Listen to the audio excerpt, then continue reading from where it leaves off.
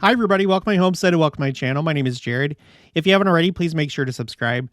We have a new post from President Dallin H. Oaks. It comes from a couple days ago, Thursday, November 21st. And it has excerpts from his talk from a couple general conferences ago, where he's talking about the doctrine of the three kingdoms of glory. And in this video, just like in the talk, he talks about the telestial kingdom. And I've done previous videos about this, how it seems like there's been an uptick in talking about the telestial kingdom, in that even the telestial kingdom, which is the lowest degree of glory, you have the celestial at the top, and then the terrestrial, and then the bottom one is telestial, which we typically think of as hell. How in reality, the lowest degree of glory it surpasses all understanding. It's so much better than the world that we live in right now. And you have to wonder, why are they doing that? So think about it like this. You are in church leadership, and you know that the second coming is coming soon. And one of the big events of the second coming is the world is going to be cleansed. The wicked are going to be destroyed. And so you have to think about the aftermath of that event and the rest of the world that's not familiar with our theology. Because the rest of the world, by and large, more or less, has this view of the afterlife. I know that there's different religions. You have the Abrahamic religions that more or less have this point of view. Other religions have similar things. But it's generally understood, it seems, that if you live a good moral life, you end up in heaven. If you're evil, you end up in hell. And so that's how most of the world views the afterlife.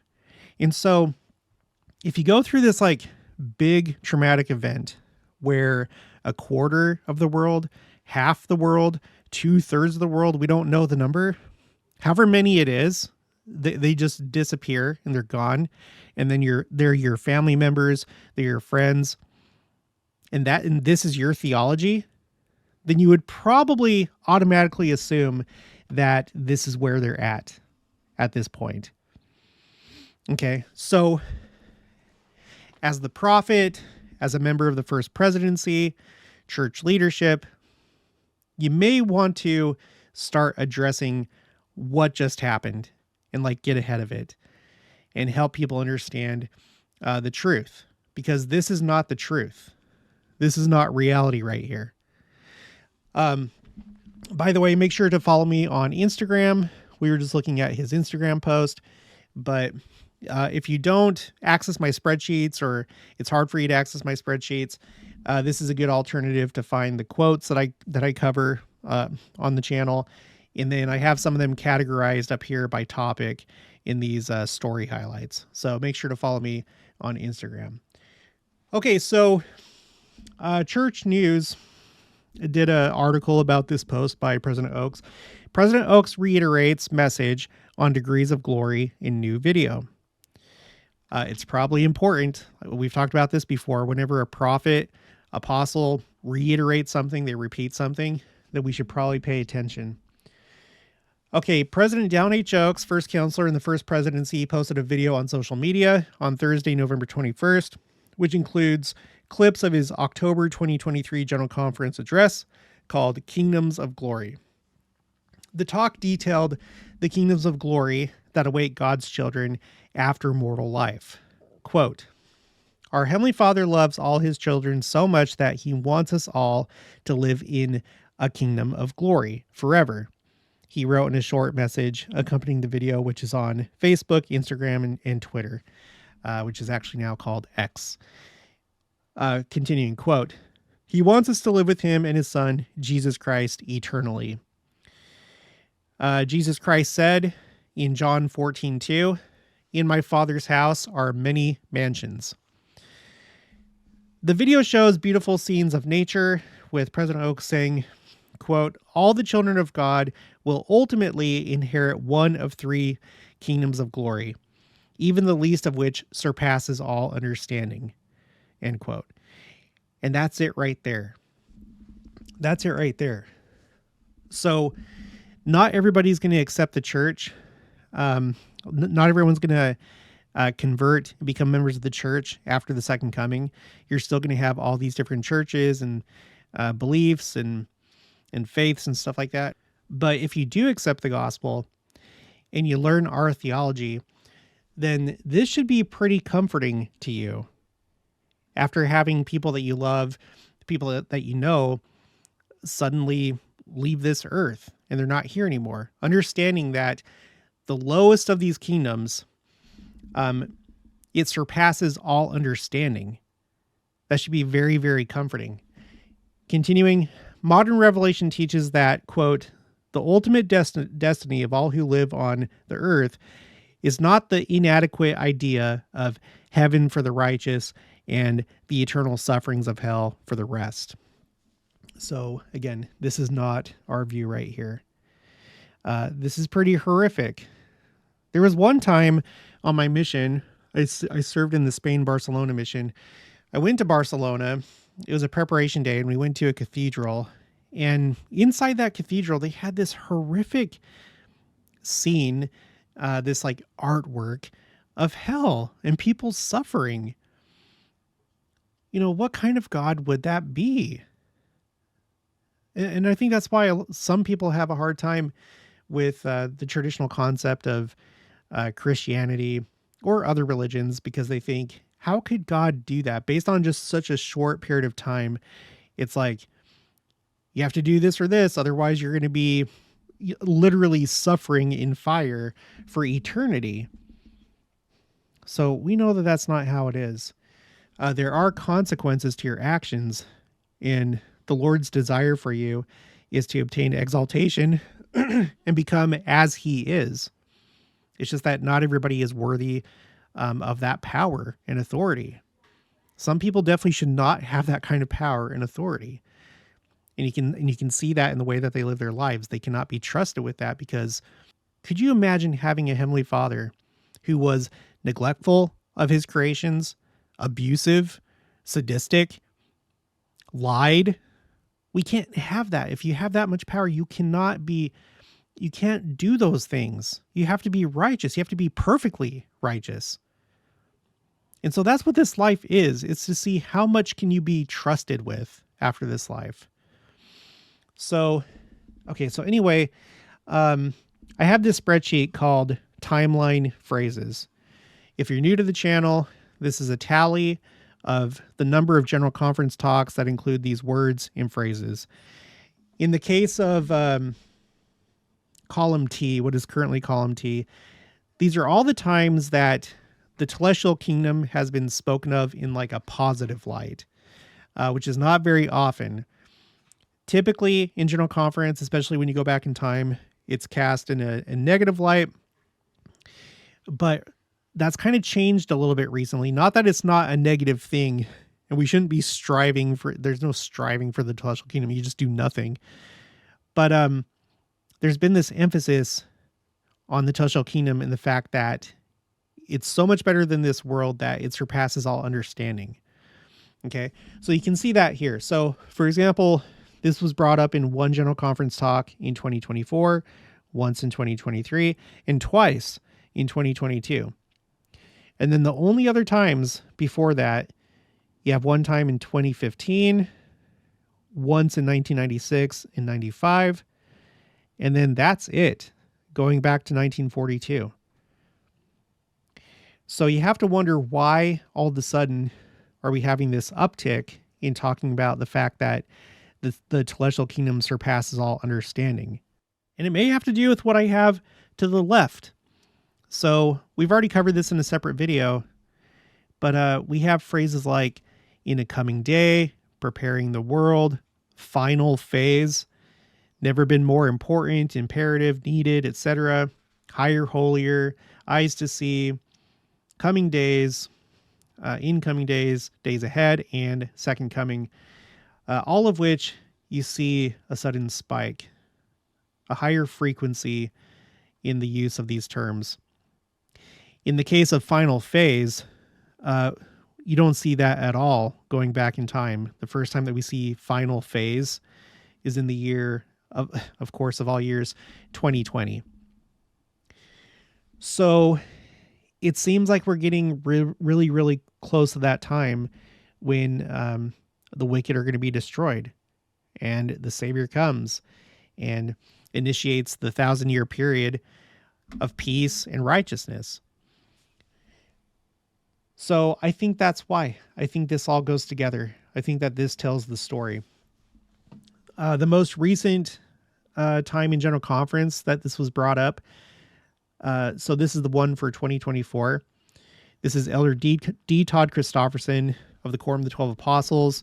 The name of the talk is The Testimony of Jesus. Let me just read this so we can get an idea of what the latest thing was. In 1832, Joseph Smith and Sidney Rigdon received a remarkable vision concerning the eternal destiny of God's children. This revelation spoke of 3 heavenly kingdoms. President Dallin H. Oaks spoke about these kingdoms of glory last October, noting that through the triumph and the glory of the Lamb, all but a relatively few individuals are eventually redeemed into one of these kingdoms. If you're new to the church, there is a handful, a very, very tiny handful of people that are called sons of perdition, that they do come to this world. They receive a physical body just like you and me, but they're so wicked that they don't even get a degree of glory. But it's hard to qualify for that type of wickedness. So that's not the point of this video. Just go on the church website and you can learn more about it. But virtually everyone that chooses to come to earth and receive a body will end up in one of the 3 degrees of glory. But I just want to point out that, he points back to President Oaks' talk. So he's reiterating it. So President Oaks himself is reiterating it on his social media. And then Elder D. Todd Christofferson did it in the April 2024 General Conference. So they're really repeating this. Okay, continuing. All but a relatively few individuals are eventually redeemed into one of these kingdoms according to the desires manifested through their choices. God's plan of redemption constitutes a universal opportunity for all his children, whenever and wherever they may have lived on the earth. Now here it is right here. While the glory of even the least of the 3 kingdoms, the telestial, surpasses all understanding, our Father's hope is that we will choose, and through the grace of his Son, qualify for the highest and most glorious of these kingdoms, the celestial, where we may enjoy eternal life as joint heirs with Christ. President Russell M. Nelson has urged us to think celestial, making the celestial kingdom our eternal goal, and then carefully considering where each of your decisions while here on earth will place us in the next world. Okay, so they're pointing out the fact, yes, the celestial kingdom is going to be a great place to live. It surpasses all understanding, but that's not the goal. I have a few other things to share. So this is my spreadsheet called Quotes A through Z. And I want to cover a couple quotes from a couple of these topics. The first one is destruction of the wicked, telestial. I have a couple quotes from that. And then also destruction of the wicked, how many will remain? Okay, so first, let's read this quote from, at the time, Elder Joseph Fielding Smith of the Quorum of the 12 Apostles. So this is destruction of the wicked, telestial. Because sometimes people don't understand what that means, the destruction of the wicked at the second coming.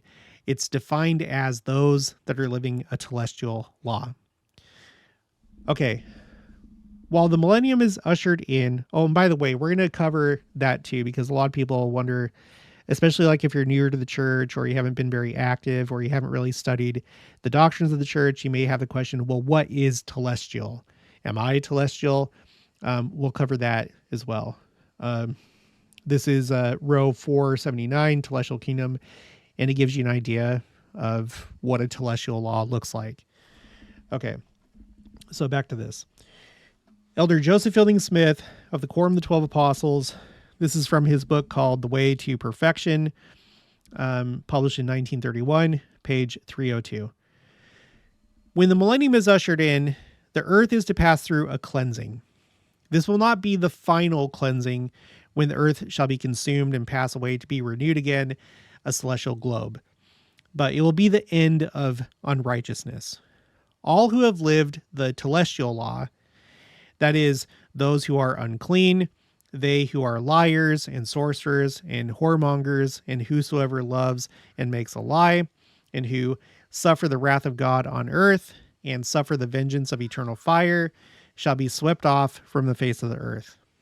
All of these will be cast down to hell, which in this case we're talking about the spirit world. We're not talking about the degrees of glory or the sons of perdition at this point.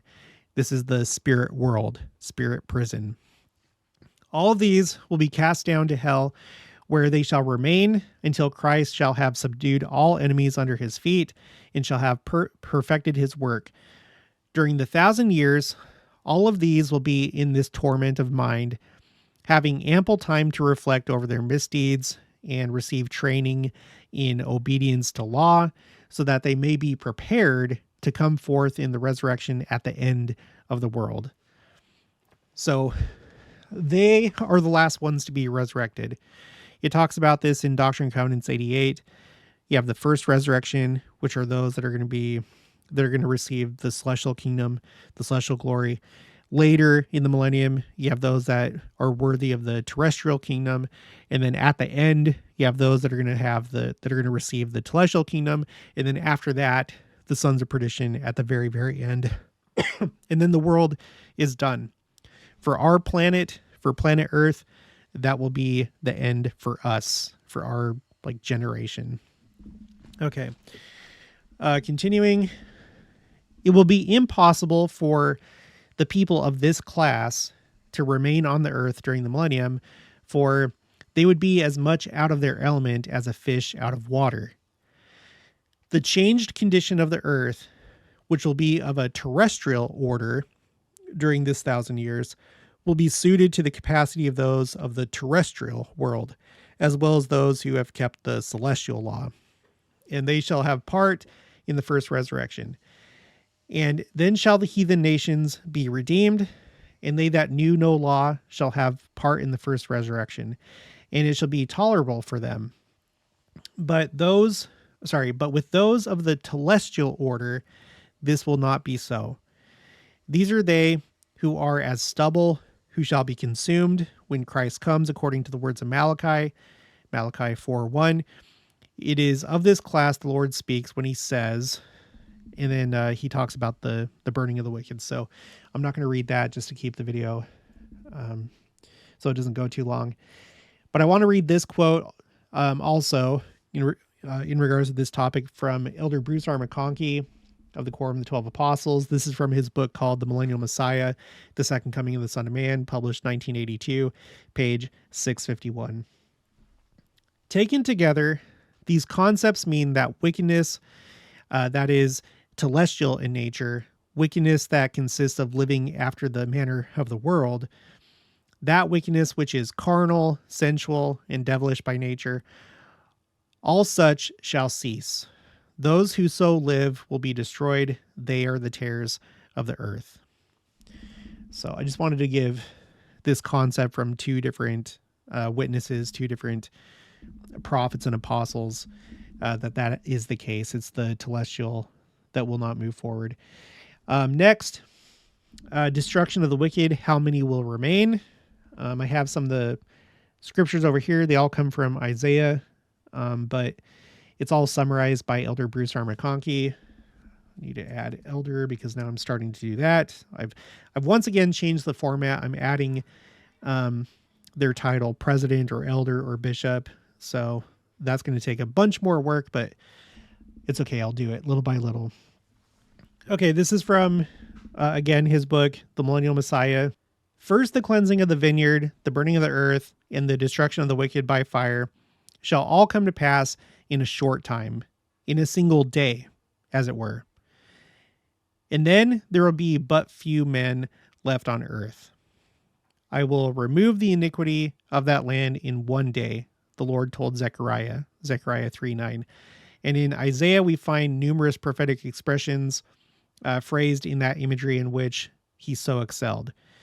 Many houses shall be desolate, even great and fair without inhabitant. That's Isaiah 5:9. Those sent to raise the warning voice to the world are to do so until the cities be wasted without inhabitant, and the houses without man, and the land to be utterly desolate. And the Lord have removed men far away. Isaiah 6:11 through 12.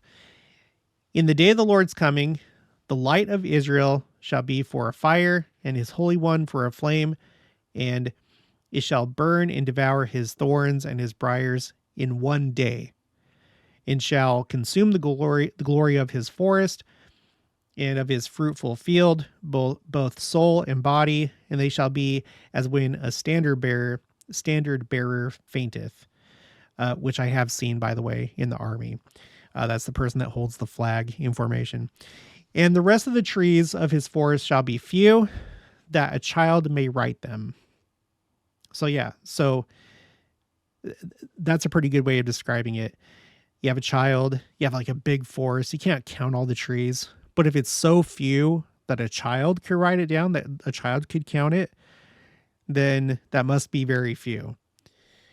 Isaiah 10:17 through 19. Behold, the Lord maketh the earth empty, and maketh it waste, and turneth it upside down, and scattereth abroad the inhabitants thereof. The land shall be utterly emptied, and utterly spoiled.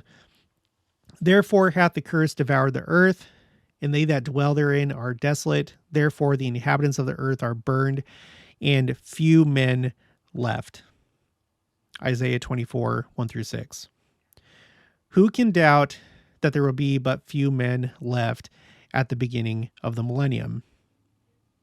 So we don't have a number, we don't have a percentage, but it doesn't sound good. So personally, if I were to guess, and it would be a guess, I would say that it'd be more than half. I wouldn't be surprised if it was 2/3. I wouldn't be surprised if it was 3/4. I wouldn't. Let me know what you think in the comments below. What's your guess? We'll find out when it happens. But do you see why it's really important to address this misconception right here? For those that join the church in the millennium, and the new, manuals are created for whatever, for Elders Quorum, Relief Society, Seminary Institute, whatever, however things go in the future, there's going to be new church manuals that are created, and church manuals go back to, previous general conferences. And so I could imagine a manual in the future for somebody that would have like a chapter or a section talking about the telestial kingdom and talking about the destruction of the wicked, and what are we to understand about what just happened. We got to get rid of this idea, because this is really traumatizing. Okay, so let's see. Let's move forward. I think that's all I have for this, and then let's finish with this. I was gonna include something really interesting that Elder Bednar said. I'm probably going to break this off and make a separate video about it. But he talks about the final judgment. So maybe that's kind of beyond the scope of what we're talking about, because we're basically talking about, the judgment at the time of the second coming. Who is wicked, who is living a telestial law, and who is not. So yeah, I'll do a different video about that. Okay, so we're going to row 479 for Telestial Kingdom, and let's do it chronologically. So this is Elder Joseph Fielding Smith of the Quorum of the 12 Apostles, April 1942, General Conference. Okay, so if you're wondering, what is telestial? What does that look like? Well, we already got, some description of that in what we've already read, but here's some more details or more description of what a telestial person looks like. And we're not called to judge, but when it happens, just maybe don't be surprised, because you can probably see these things in these people.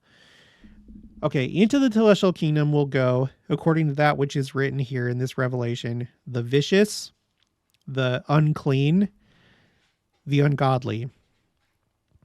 So think about what that looks like in real life. And you don't have to judge people, but it's okay to observe things and be aware and judge for yourself if there are bad influences in your life, because you should judge that. But it's not for you to go tell that person, you know what, you're going to go to the celestial kingdom, because you don't know how that person may change their life or what their circumstances are. But still, what does it look like to be vicious? What does it look like to be unclean? I feel like I've seen that many times. Like, I'll go to somebody's house and feel very uncomfortable because it's not spiritually, maybe sometimes like actually not clean, but when you go to someone's house and you just have an unclean, uneasy feeling based on what they have there and the way that they run their household. Unclean, ungodly. Okay, we're talking about telestial. These are descriptions of people that are telestial. These are they who say they are some of one and some of another, some of Christ and some of John and some of Moses and some of Elias and some of Isaiah. Isaiah and some of Isaiah and some of Enoch, but received not the gospel, neither the testimony of Jesus, neither the prophets, neither the everlasting covenant. So that sounds to me like, essentially imposters, tares, lookalikes, people that say that they're a disciple of Christ or they listen to these prophets, but they don't. They're not the real thing. And I like that he included this part right here, that they don't accept the prophets. You think about the people that reject the words of the prophets, that don't follow the prophet, that criticize, that speak evil of the prophets and apostles in leadership of the church.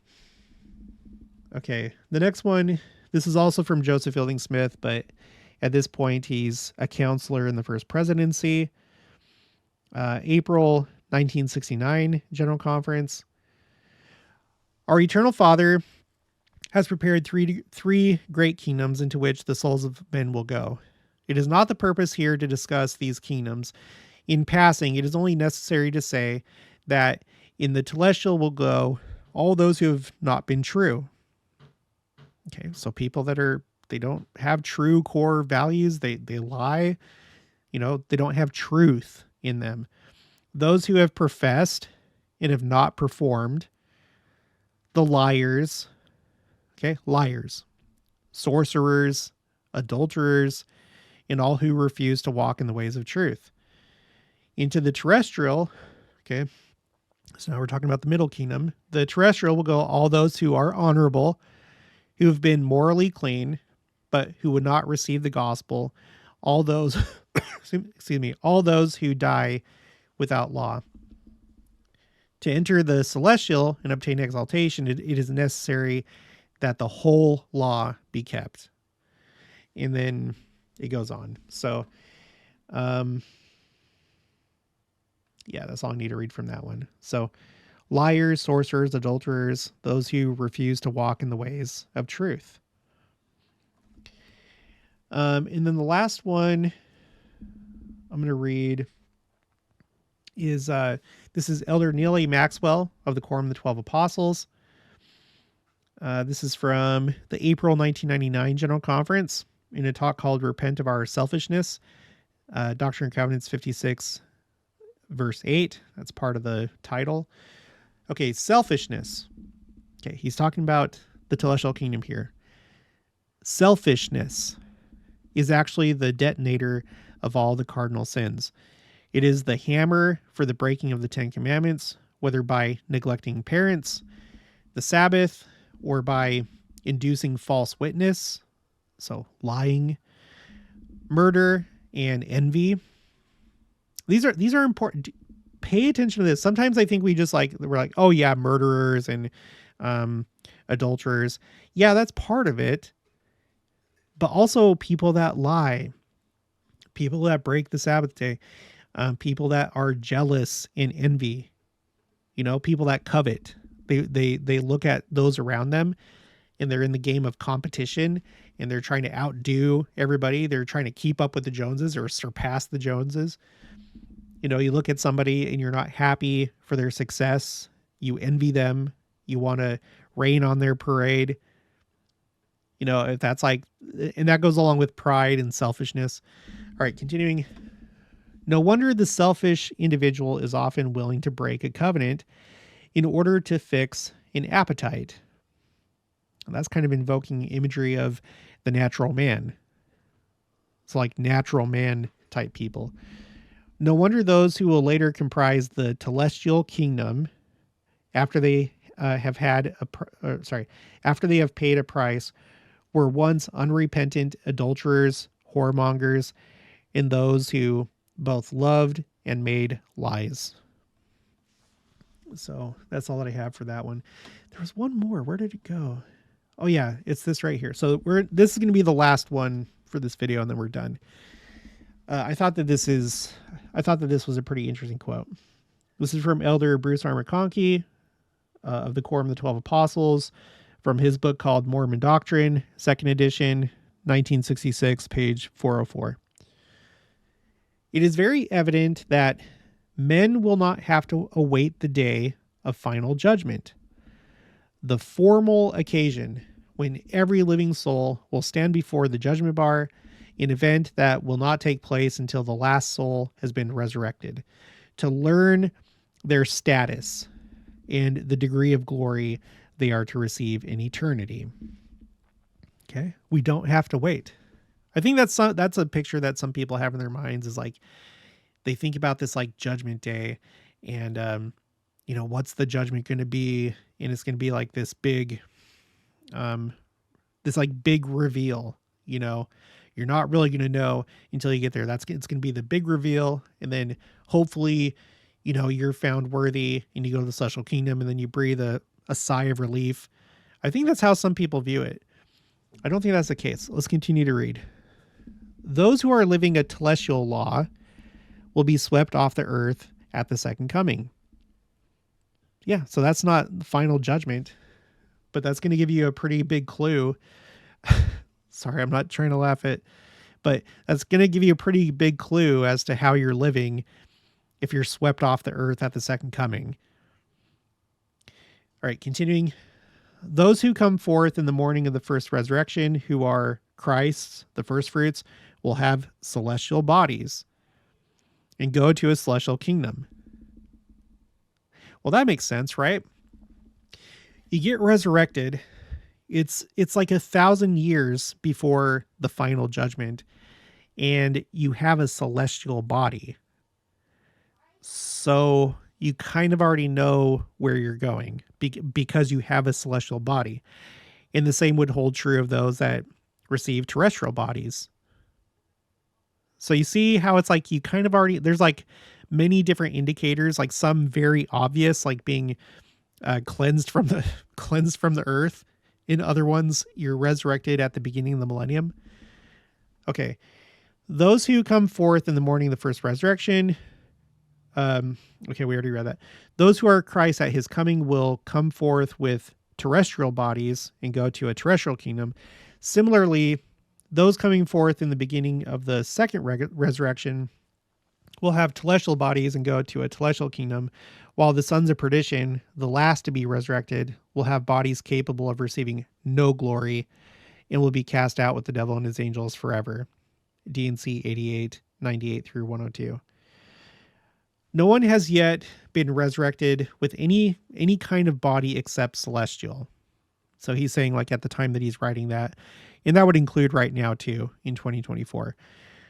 Those who were with Christ in his resurrection will all have eternal inheritance in his celestial presence. Though there is yet to be a day of formal judgment for all men, yet there is no question, for instance, of the reward that Abraham, Isaac, and Jacob will receive in that day. They have entered into their exaltation according to the promises and sit upon thrones, and are not angels, but are gods, the Revelation records.